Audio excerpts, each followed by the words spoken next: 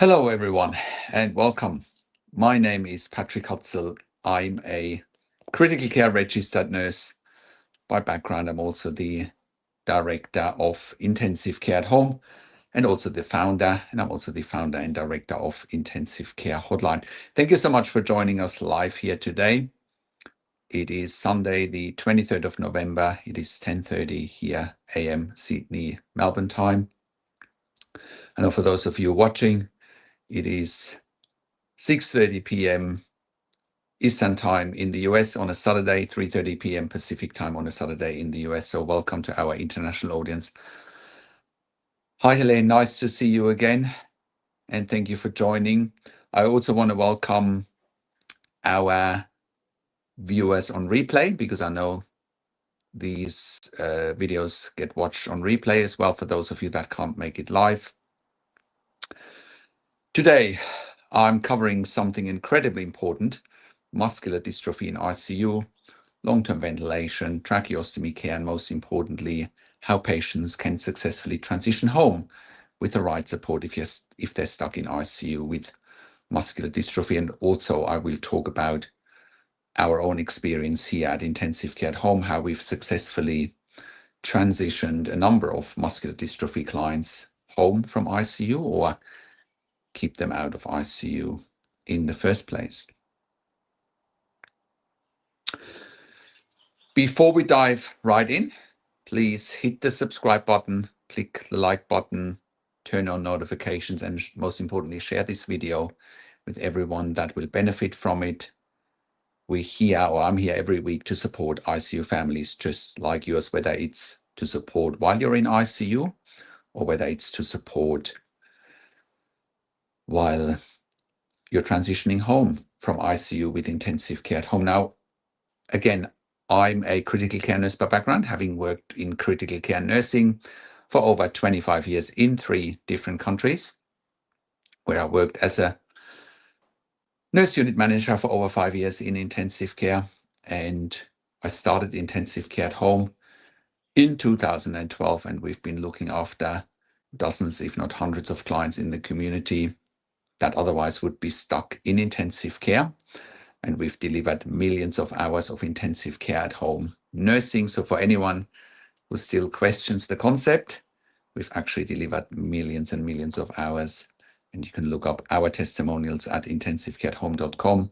You can look up our case studies. And with Intensive Care at Home, we're bringing hundreds of years of intensive care nursing experience combined in the community. No other provider can match that level of expertise in the community. No other provider brings in a higher skill level into the community than we do.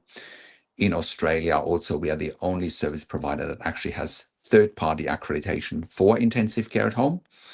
We are the only provider that has got the policies, procedures, and more importantly, we've built the intellectual property to deliver intensive care at home nursing every day, 24 hours a day.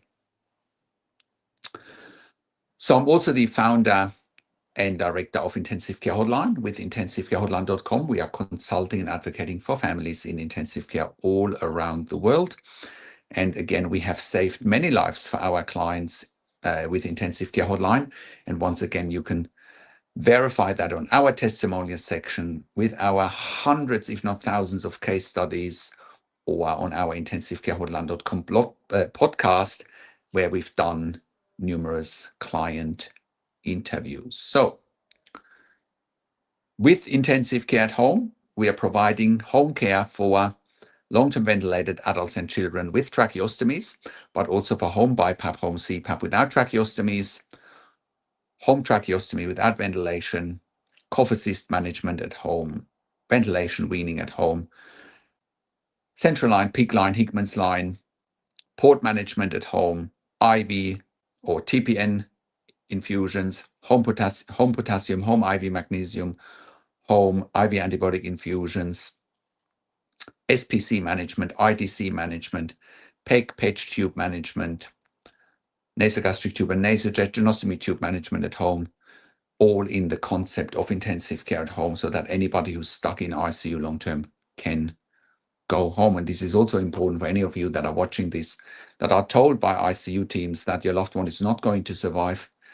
I'll challenge that. And, we can look at other treatment options at home or even in ICU. Like I said, we have saved many lives with our consulting and advocacy options. So just a quick setup for today.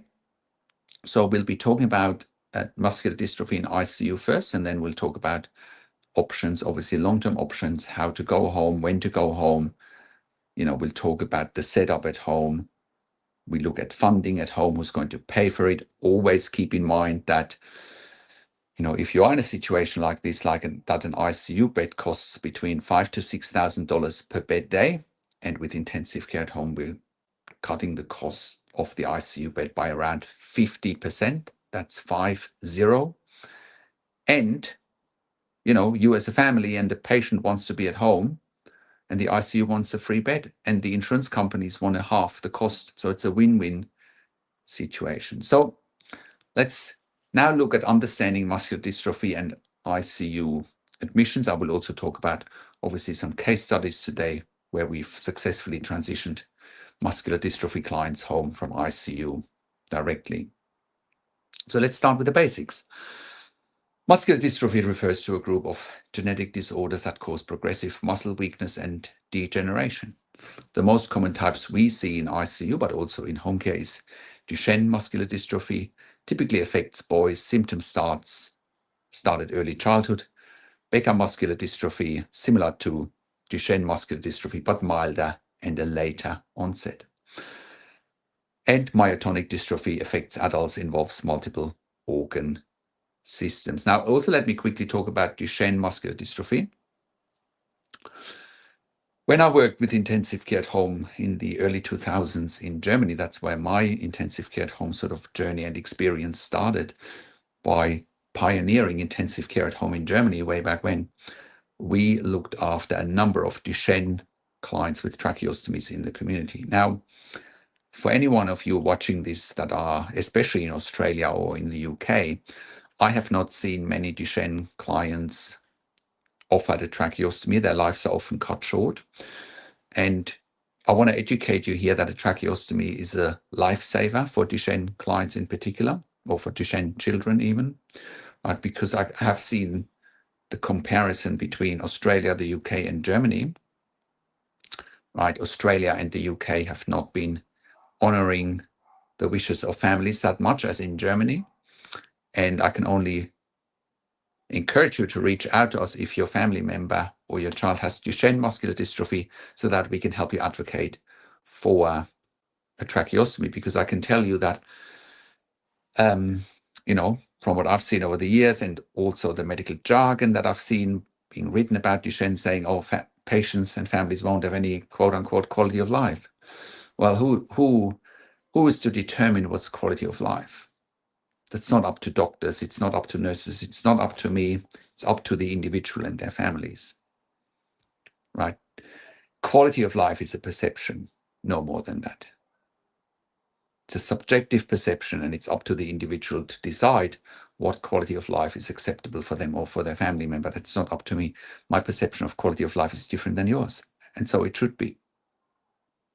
So, why do muscular dystrophy patients end up in ICU? The primary reason is respiratory failure, of course. As the disease progresses, the muscles responsible for breathing become weaker. This includes the diaphragm, your main breathing muscle, intercostal muscles between the ribs, accessory breathing muscles in the neck and chest.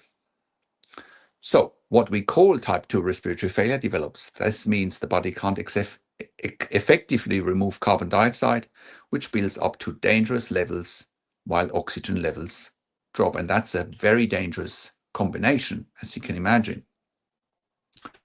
The typical ICU admission scenario. I want to share a couple of real case studies, and I've changed identifying details for privacy, of course. Let's call this person Peter. Peter has muscular dystrophy, was diagnosed in the early 90s, and for most of his life, he remained free of life-threatening complications. He worked full-time, lived independently with support workers and managed his condition well. But a couple of years ago, Peter was admitted to ICU with type 2 respiratory failure that progressed to pneumonia. He spent 60 days in ICU fighting for his life, followed by weeks in a respiratory ward, but then with a tracheostomy and a ventilator.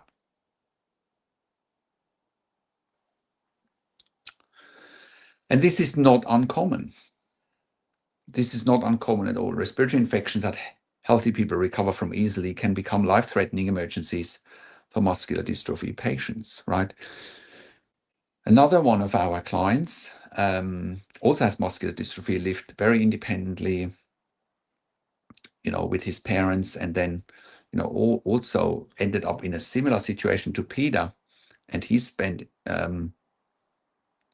months in ICU. Now, he didn't need a tracheostomy, he needed BiPAP, ventilation plus cough assist, nasogastric tube, and then ended up going home with intensive care at home because of the BiPAP dependency and the cough assist dependency. And also this particular gentleman also has regular seizures. Peter doesn't have any seizures.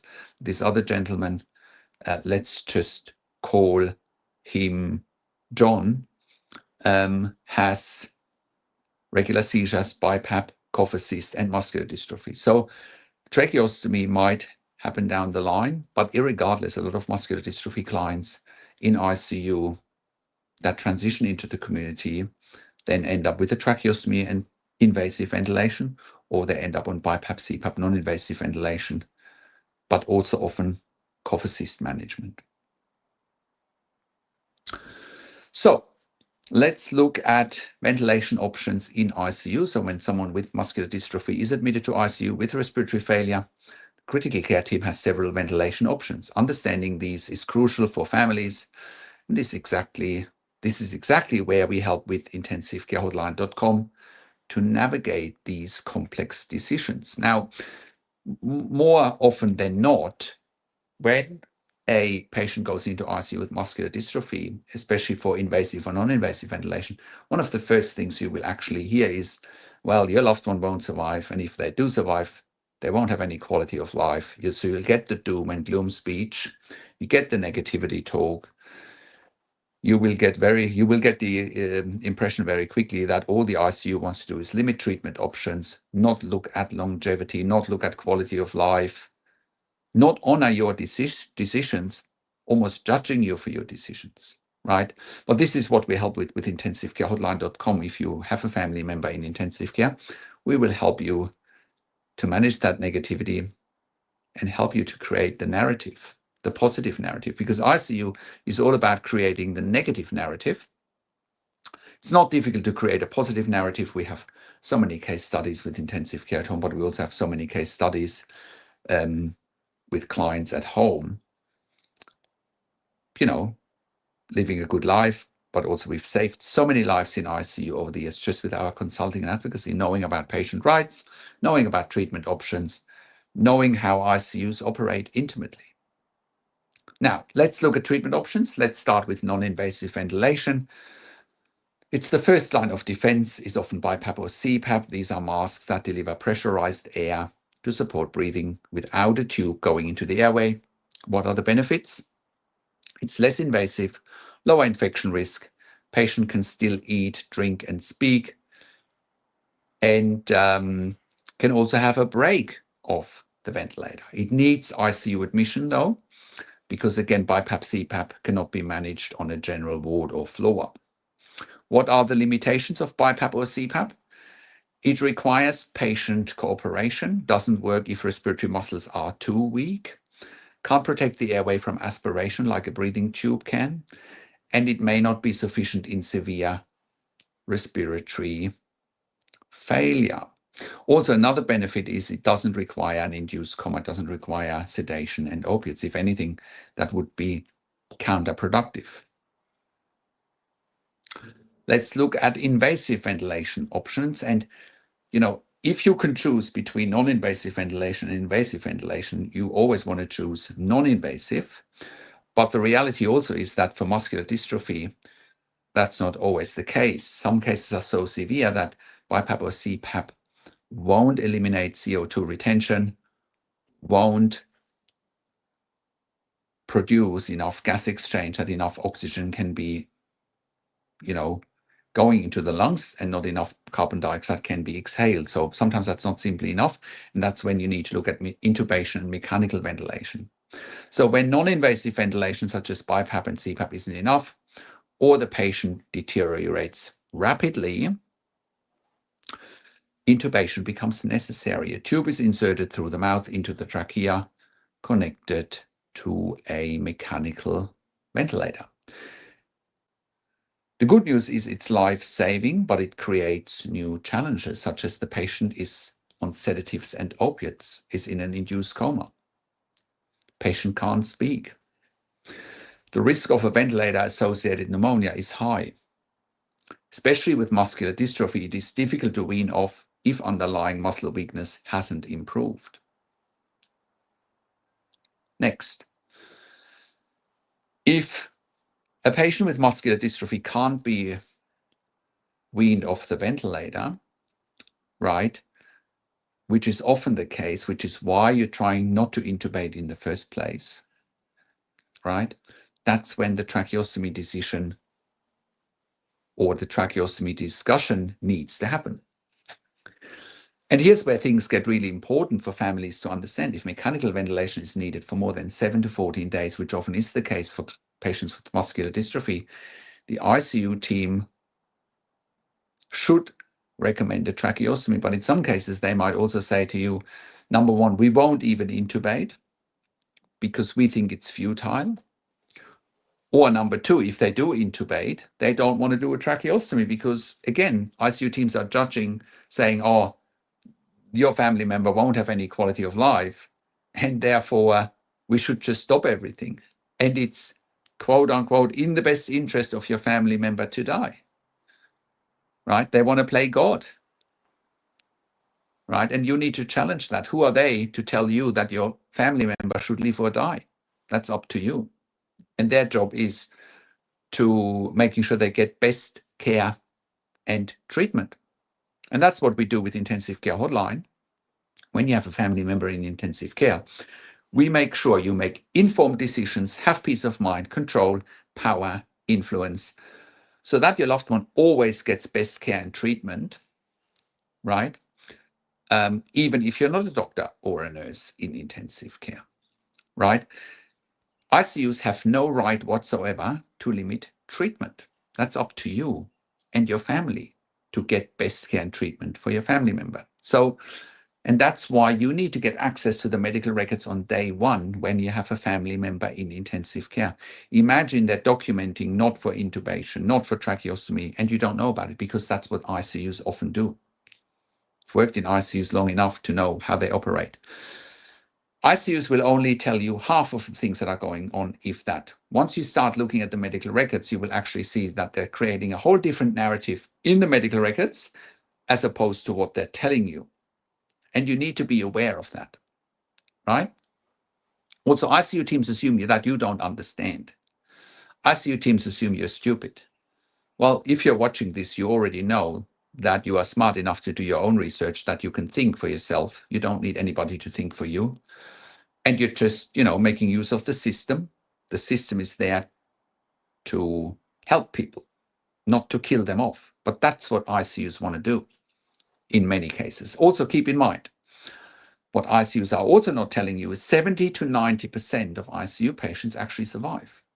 So the odds are actually in your loved one's favor, not against them.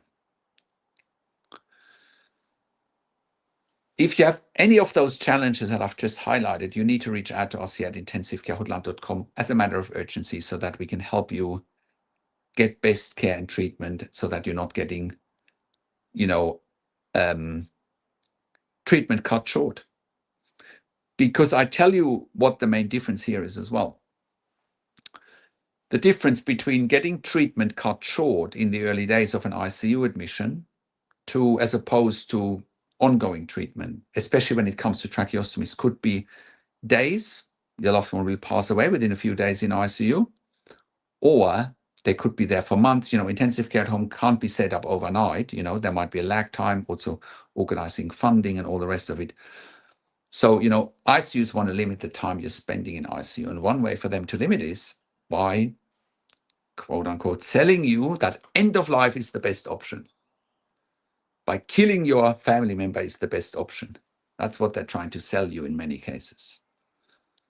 Well, the good news is we have saved many lives in those situations just through our consulting and advocacy. So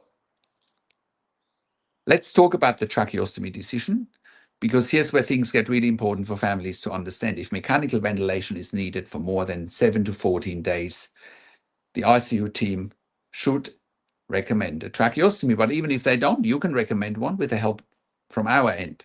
That's where we help you to advocate and help you to get what you want and help you to emphasize hospital policies, laws, state or national laws that help you to advocate. Again, that's what ICUs are not telling you. ICUs are very good at telling you or wanting you to believe they can do whatever they want. Nothing could be further from the truth, right? As long as you stand up for your rights, as long as you stand up for your loved one, as long as you get help, because that's what we are the experts in. So what's a tracheostomy? A tracheostomy is a surgical opening in the neck directly into the trachea. A tube is inserted through this opening to maintain the airway and connect to the ventilator. Why is this better for long-term ventilation? It's more comfortable than a tube through the mouth. It's lowering the risk of airway damage. It's much easier to manage secretions. Patients can eventually speak with proper equipment.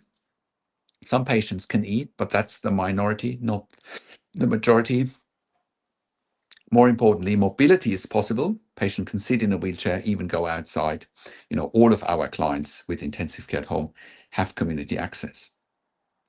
For Peter, this decision was made after his prolonged ICU stay.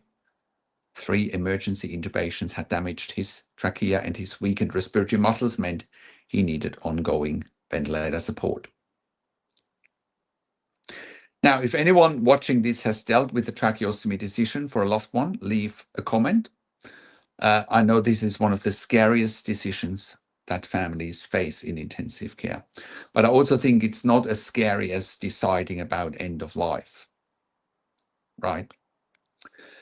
And in those moments, this is where Intensive Care Hotline becomes invaluable, because at intensivecarehotline.com, we provide one-on-one consulting to help you understand your options, support in communicating with ICU teams, guidance on ventilation strategies, including home care, help planning for what comes next, advocacy to ensure your loved one gets appropriate care. And also we review medical records. If you're facing these decisions right now, do not navigate this alone. Go to intensivecarehotline.com and book a consultation call with me.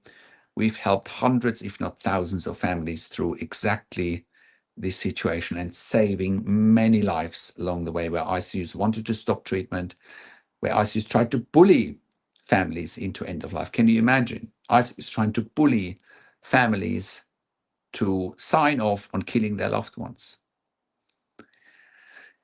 Yes, Helen, thank you for your comment. Yes, I know you have faced this decision with your mom, with your late mom. Okay, so let's look at what critical care in ICU looks like for patients with muscular dystrophy and what they actually need. So let's talk about the level of care muscular dystrophy patients require in ICU, because understanding this is crucial for families, and obviously it's also crucial for planning discharge. Number 1, in ICU, they need 24/7 critical care registered nurse oversight, similar to a home care environment. In ICU, ventilated patients with tracheostomies receive constant supervision from critical care registered nurses who have advanced airway management training, ventilation management expertise, emergency response capabilities, advanced life support certification. The 24/7 critical care registered nurse oversight is also needed for patients on non-invasive ventilation, such as BiPAP or CPAP, because whether it's invasive or non-invasive ventilation, you need to check ventilator settings, you need to check arterial blood gases, you need to check conscious states of patients, you need to make sure patients are not aspirating, you need to be competent in doing suctioning through a tracheostomy or potentially deep suctioning if patients are on BiPAP or on CPAP. So again, what are the specific skills required, whether it's for invasive ventilation with a breathing tube, with a tracheostomy, or for non-invasive ventilation with BiPAP, CPAP, airway management, regular suctioning of a tracheostomy or regular suctioning of a breathing tube, but also regular oral suctioning, sometimes deep suctioning for patients on BiPAP or on CPAP. Emergency tracheostomy tube changes can happen. Cough management, inflating, deflating to allow speaking, and in some cases eating. Recognition of airway obstruction or dislodgement. Ventilator management, setting and adjusting ventilation parameters. The checks of arterial blood gases and oxygen saturation. Troubleshooting alarms and malfunctions. Recognizing ventilator patient dysynchrony. Next, prevention of complications. Pressure injury prevention with 2-hourly repositioning, infection control measures, deep vein thrombosis prevention, nutritional support, coordination. Next, emergency response when needed, manual ventilation using bag valve mask, CPR with understanding of special considerations, recognition of respiratory distress, rapid intervention capability. With emergency response, I just want to say that the best emergency response is to prevent it in the first place, whether that's in an ICU or in a home care environment. Doesn't really matter where it is, but it's got to be prevented. That's the most important part. So let's look at the reality that PIDA face. PIDA required constant visual observation 24/7 in ICU. His nurses were allocated specifically to him, 1-to-1 for safety. Why? Because the tracheostomy could become blocked with secretions at any moment.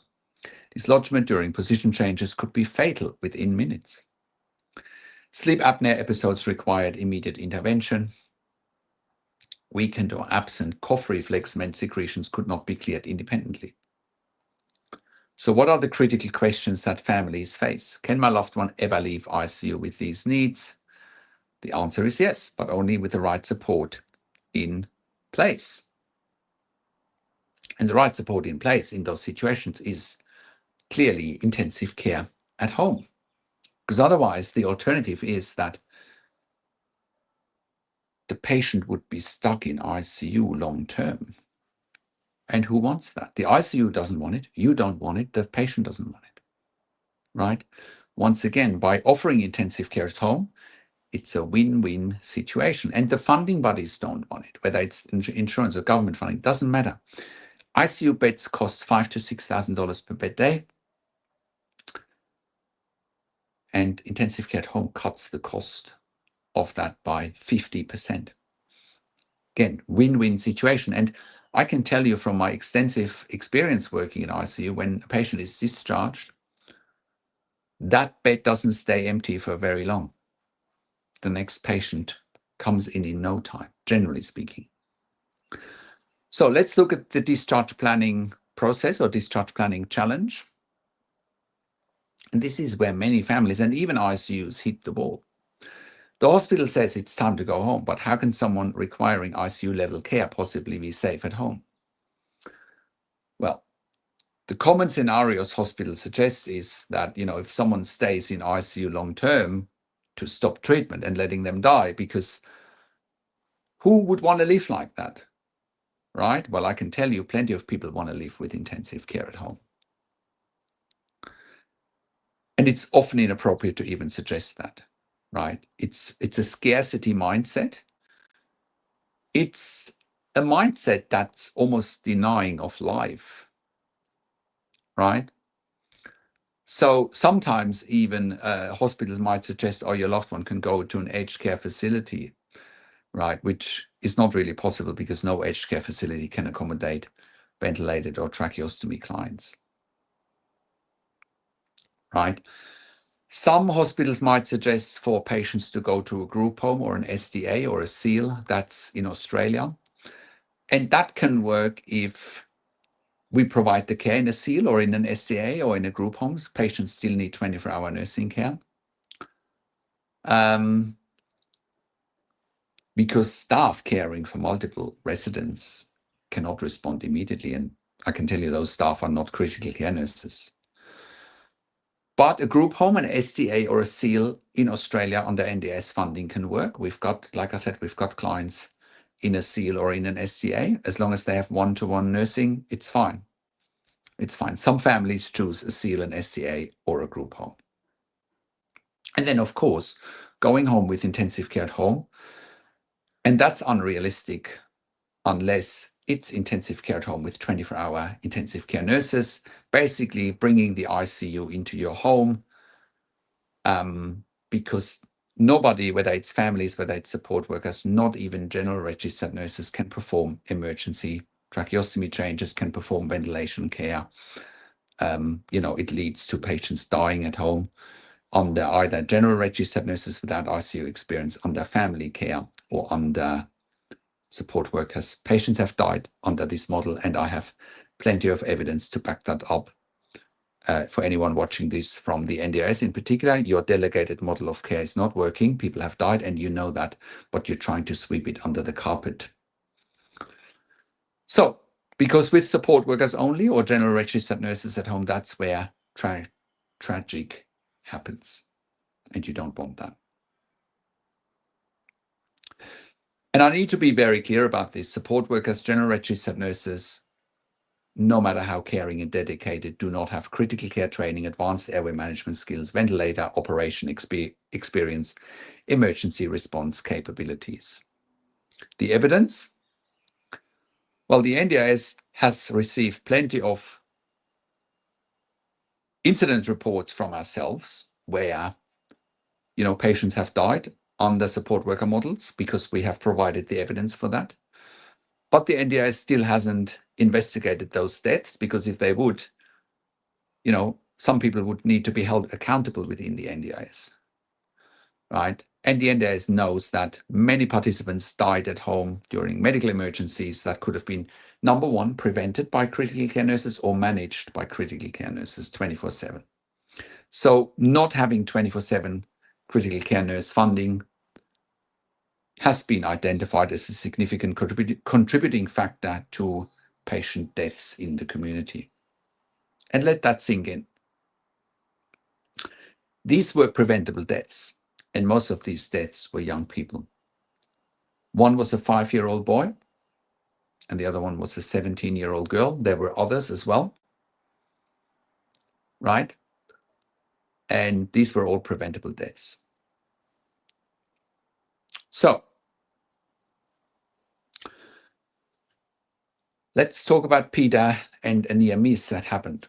Just 15 days after hospital discharge, Peter had an emergency overnight, sudden secretion built up blocking his tracheostomy while sleeping. But obviously, our critical care nurse on duty quickly de-escalated the situation. But also reported that the support worker who was there as well reported that the support worker was absolutely terrified, not knowing what to do or how to respond if it happened during the day when only support workers were funded, right? So, and it's just a reality. Without a CCRN present 24/7, you are gambling with your or your loved one's life every single day. The good news is the solution exists. This is why intensive care at home was created in the first place. We bridge that gap between ICU and home with 24/7 critical care registered nurse support. Another emergency that happened with Peter a few weeks ago was that the ventilator just stopped working. Right? No rhyme or reason. Backup ventilator was used, of course. But again, how would a support worker manage that?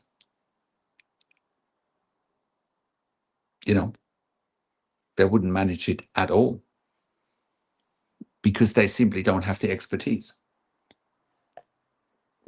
And this is also where evidence comes in, where evidence is so important. So what do I mean by that?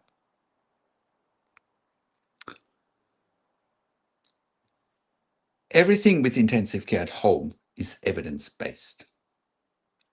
Let me repeat that. Everything with intensive care at home is evidence-based. What do I mean by that? When you go to our website at intensivecarehome.com, you will find a section, the Mechanical Home Ventilation Guidelines. Those evidence-based mechanical home ventilation guidelines are basically the framework that's set for intensive care at home nursing, right? When intensive care at home first started in Germany in the early 2000, late 1990s, early 2000, people were quick to gather the evidence that this is a proven model of care. And they've come to the conclusion, rightly so, that only critical care nurses with a minimum of 2 years critical care nursing experience can safely look after tracheostomy at home, ventilation and tracheostomy at home, or non-invasive ventilation, BiPAP, CPAP at home, 24/7. It's not 12 hours a day, 15 hours a day, 5 hours, it's 24 hours a day. That's the evidence, right? So everything that we're doing here, everything that I'm talking about here is evidence-based. I'm not just pulling it out of thin air. It's all evidence-based. Also, what's also very important to know and understand here is when patients get approved for funding for intensive care at home, again, it's also evidence-based. Doctor's letters, independent nursing assessments, independent physio assessments, independent OT reports, they all say the same. Every health professional understands that someone on a ventilator with or without a tracheostomy can't go home without intensive care at home, right? Because if they did, they are at high risk of dying. So why isn't the patient in ICU going to a hospital floor, hospital ward on a ventilator with a tracheostomy? That might happen in some rare situation, depending on the hospital setup, but patients still need a one-to-one on a ward. They still need the ICU nurse, right? So everything that we do here is evidence-based. You can't, nothing is evidence-based with a support worker at home or a general RN for a ventilated ICU patient. It's not evidence-based. It's a farce. It's like flying the airplane with a cabin crew instead of the pilot. That's what it is. So let's look at what a safe discharge looks like. But before we continue, make sure you subscribe to my YouTube channel and subscribe to our email newsletters at intensivecarehotline.com and intensivecareathome.com, because it will help you navigate this complex territory. It is a complex territory. So let's introduce the intensive care at home model once again. And this is basically part 2 now, where we're talking about the discharge and what life looks like at home. Welcome to part 2. If you are just joining us, we're talking about muscular dystrophy patients with long-term ventilation and tracheostomies, or muscular dystrophy patients with BiPAP, CPAP ventilation, cough assist management, etc., and how they successfully live at home instead of staying in ICU long-term, or what some ICUs want to not offer tracheostomy, saying patients have no quality of life and we should just stop treatment and let them die. What a whole lot of rubbish. We're here to present the alternative to that. We are a pro-life organization. We are a positive, optimistic organization, not a negative organization like many ICUs are and want to let people die instead of helping them. So let's look at the intensive care at home model. At intensivecareathome.com, we provide what no one else in Australia is providing at this scale, 24/7 critical care registered nurse support for ventilated patients with or without tracheostomies in their own homes, right? Or also for patients with tracheostomies without ventilation. We are the only provider in Australia in 2025 that has achieved third-party accreditation for intensive care at home. We are the only provider in Australia that has built the intellectual property to provide intensive care at home nursing, that has built the infrastructure, right, with training for our staff and so forth. And once again, let me emphasize, this is not general registered nurses, it's critical care registered nurses. Definitely not support workers. Critical care registered nurses with ICU experience, advanced airway management training, ventilation experience, tracheostomy experience, PEG tube, PET tube experience, cough assist experience, SPC, IDC experience, nasogastric tube, nasal tracheostomy tube experience, central line, peak line, Hickman's line, port management, home TPN, home IV potassium, home IV magnesium, home IV antibiotic infusions. It's all what we can do here at Intensive Care at Home. So also, and it's all, once again, it's all evidence-based, right? It's all evidence-based. Again, go to our website at intensivecareathome.com and have a look at the evidence-based mechanical home ventilation guidelines. It's all there. That's our framework, and it's a framework for safety. A support worker or a general RN framework is a framework for a disaster waiting to happen. It's the framework for a death sentence. So, what makes critical care registered nurses different in the community? Education and training. Bachelor of Nursing, 3 to 4 years, ICU experience, or sometimes ED experience. A combination of both is good. Postgraduate qualification in critical care nursing, specialized training in advanced airway management, including tracheostomy care.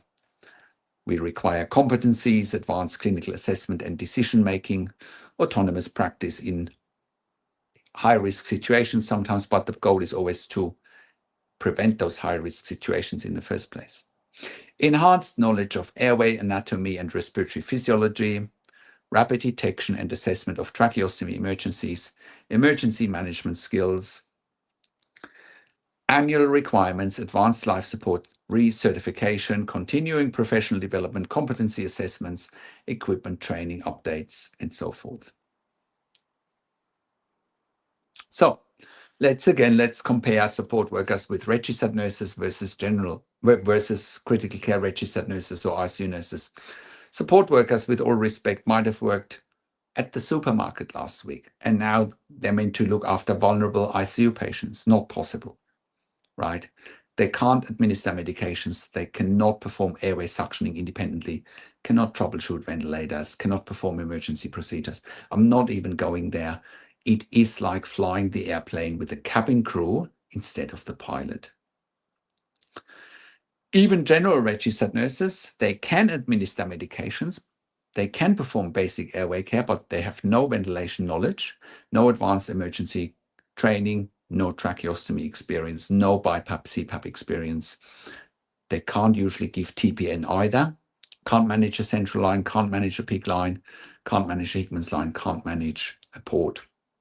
Some can, but it's the exception, not the rule.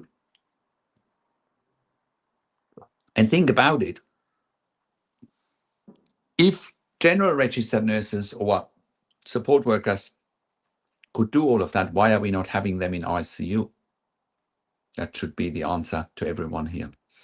So, critical care registered nurses, once again, competent in ventilation management, can give medications, can perform basic and also advanced airway care, have ventilation knowledge, can do emergency tracheostomy change, can do the back valve mask ventilation.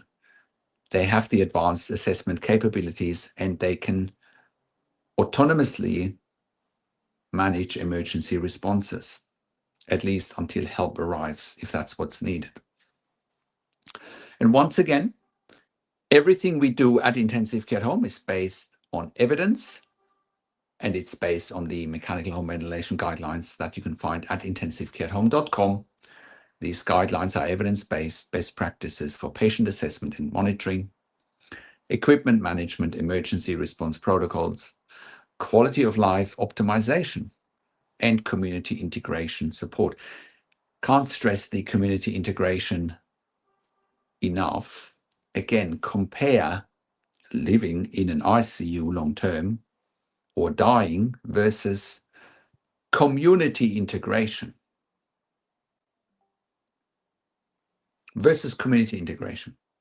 It's like day and night.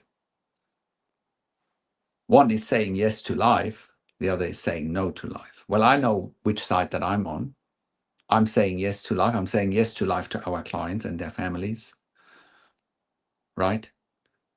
And like I said, We are an optimistic, positive organization.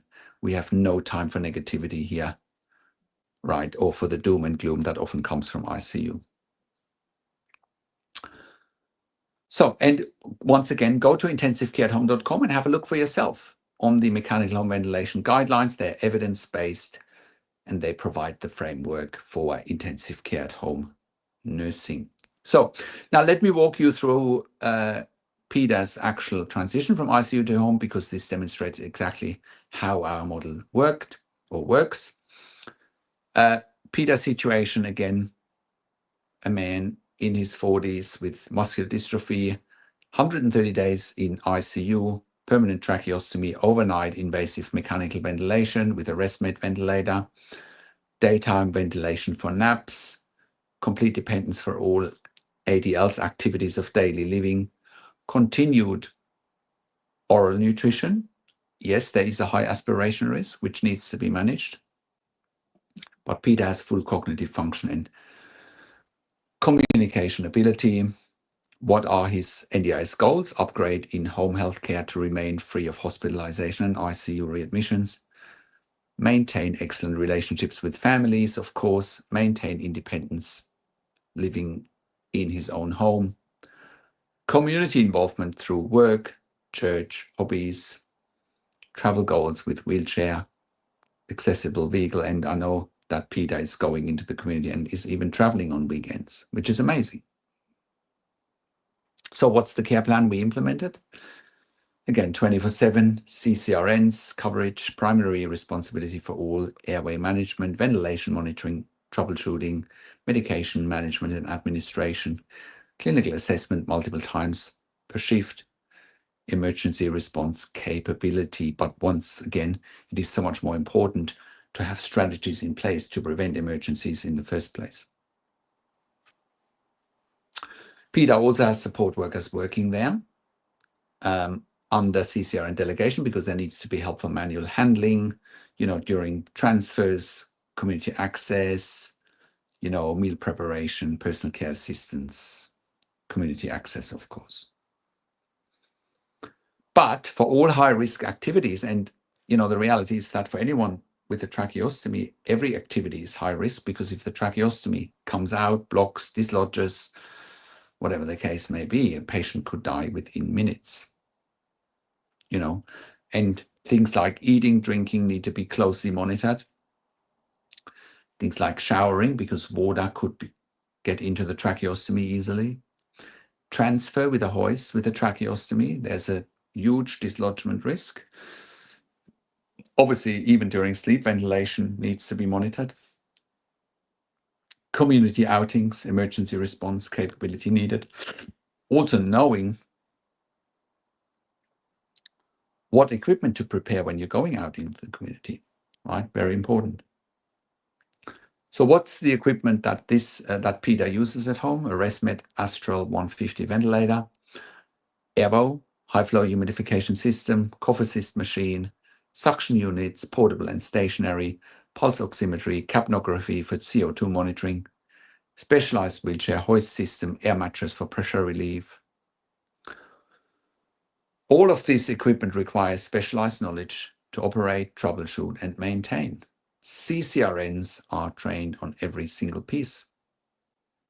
What's Peter's quality of life now? Lives independently in his own apartment, maintains employment, which is amazing, can work from home, contributes to society, can live a purposeful life. Peter attends his community church regularly, participates in community activities, plans accessible travel, has avoided hospital readmission since proper care was established. Think about it. This is a man who nearly died or requires life-sustaining technology 24/7. And he's thriving because he has the right support in place. We can do the same for you if you are in a similar situation. Now, let's also look at the reality of 24/7 critical care home care needs. I want to really get specific about what 24/7 means, because this is where funding discussions happen and families need to understand what's truly necessary. What does a typical night shift look like, for example? Shift handover from the day team, safety equipment checks, ventilation, emergency equipment, oxygen monitoring, medication administrations, a snack or a drink for the client, because it's a high aspiration risk activity, nebulizer treatment, clinical observation, chest auscultation, hoist transfers, maybe to the bathroom, to the commode. It's a 2-person activity. It's high risk. Again, can all be managed with the right supports in place. Face and hand hygiene, teeth brushing. Again, it's a high risk aspiration activity. No healthy person would think that brushing your teeth is a high risk aspiration activity, but for patients on ventilation tracheostomy with swallowing difficulties, it is. Then tracheostomy care is a 2-person high-risk activity. Changing the dressing, cleaning it sterile, changing inner cannula. That's all the skill of an ICU nurse. Cough inflation and pressure management also. Pressure management of the cough is also a critical care nurse activity. Connect to ventilator, disconnect from ventilator. Knowing when to connect, knowing when to disconnect without putting the patient at danger or at risk is also very important, and it's the skill of a CCRN. So, hourly ventilation documentation and monitoring bleeding, monitoring that condensed water is not building up on the ventilator, emptying the circuit from water if there is condensed water building up. 2-hourly pressure area care and repositioning, which is a 2-person job, of course. 1 CCRN, 1 support worker. Joint massage and stretches as needed. Tracheostomy suctioning every 2 to 3 hours minimum or as needed. Suction unit maintenance, oxygen saturation monitoring, nebulizers, and so forth. Next, monitoring morning limb stretches and exercises, cuff deflation procedure, again, 2-person procedure, disconnect from ventilator, hoist transfer to commode transfer to toilet, bowel motion and assessment, shower and daily hair wash. Again, you got to make sure no water is entering the tracheostomy. Again, that's a skill that only CCRNs have. Bowel motion assessment, teeth brushing, again, high risk, high aspiration risk procedure. Hoist transfer to bed for dressing and full skin assessment, hoist transfer to wheelchair, tracheostomy dressing and tape change, clinical observation and assessment, medication administration, breakfast preparation and feeding, restocking of consumables, and so forth. And then going out, of course. Right? How many times have I mentioned high risk now? Right? Quite a few times, because it is high risk. So, daytime is no different. The PDA has naps during the day and requires ventilation. Eating happens multiple times. Again, high risk. Community outings require airway management capabilities and so forth. Work from home days still need full support. Any deterioration in condition requires immediate assessment and escalation. There is no time when PDA doesn't need a CCRN available immediately. Not for 1 minute, not for 10 minutes. Not we'll call an ambulance.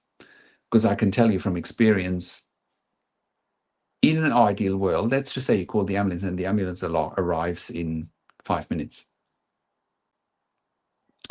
The ambulance walks into the room, sees a ventilator, sees a tracheostomy, and goes like, oh, that's not part of our skill set. And I can tell you that I've seen that with my own very eyes. Ambulance crews have no idea about ventilation and tracheostomy. I'm not making it up. Once again, cost effectiveness, 24/7 CCRNs care is not expensive, because an ICU bed $5,000 to $6,000 per bed day, versus intensive care at home is about half of that. Preventable hospital admissions, the money has already paid off. That hospital admission will cost way more money than intensive care at home. Plus quality of life, independence, ability to work and contribute to society. And one of the biggest myths about home ventilation with tracheostomy is that patients become homebound. This is absolutely false when you have proper support. Our clients have community access. Peter works from home, attends church weekly, goes shopping, visits families and friends, plans accessible travel. Other clients we support go to the beach, go to restaurants for meals, go to the movies, sport events, family celebrations, school attendance for pediatric clients, university classes, employment, and so forth. This is what proper intensive care at home looks like and what proper 24/7 CCRN support enables. How do we make it safe? 24/7 CCRN accompanies all outings, portable suction equipment, backup tracheostomy tubes, backup ventilator, back valve mask, resuscitator, mobile oxygen if needed, pre-planning for accessibility, risk assessments for the activities. The psychological impact of that, living at home with community access versus institutionalized care. Maintain dignity and independence, preservation of family relationships, sense of purpose and contributions, mental health benefits, social connections, and a hope for future. And this isn't just about keeping people alive, it's about keeping them living. So if you're watching this and you're thinking, my loved one needs this for ventilation, tracheostomy, muscular dystrophy, or any other condition, go and check out intensivecareathome.com or intensivecarehotline.com. Intensivecarehotline.com for families currently in ICU, intensivecareathome.com for discharge planning inquiries. We walk you through every single step. We've done it many, many times. And we help you develop the care plan. We'll help you with getting the funding. Do not worry about the funding. We'll help you with that step by step. We'll help you create a team of CCRNs that you are comfortable with, right? We help you with staff selection. We involve you in staff selection. We coordinate with the hospitals. We train the staff just for your family member. And, the type of conditions we look after: muscular dystrophy, motor neuron disease or ALS, spinal muscular atrophy, spinal cord injuries, neurological conditions such as cerebral palsy, Rett syndrome, and so forth. Any condition really requiring long-term ventilation with or without a tracheostomy. So we've covered a lot today, and I want to thank you for watching this. Again, go to intensivecarehotline.com and intensivecareathome.com. I do these YouTube lives once a week, and I will talk to you again next week around the same time. The evidence is clear. Home mechanical ventilation guidelines that are evidence-based that you can find at intensivecareathome.com versus long-term ICU stay or ICU telling you the only option for your loved one is to die. Don't give up hope. We are here to help you every step of the way. Go to intensivecarehotline.com and intensivecareathome.com. Reach out on one of the numbers there or send us an email to info@intensivecareathome.com or to support@intensivecarehotline.com. With all of that said, thank you very much. Like, comment, subscribe to my YouTube channel, like the video, click the notification bell, and share the video with everyone that will benefit from this. And thank you once again. Have a wonderful week, a wonderful weekend. Take care for now.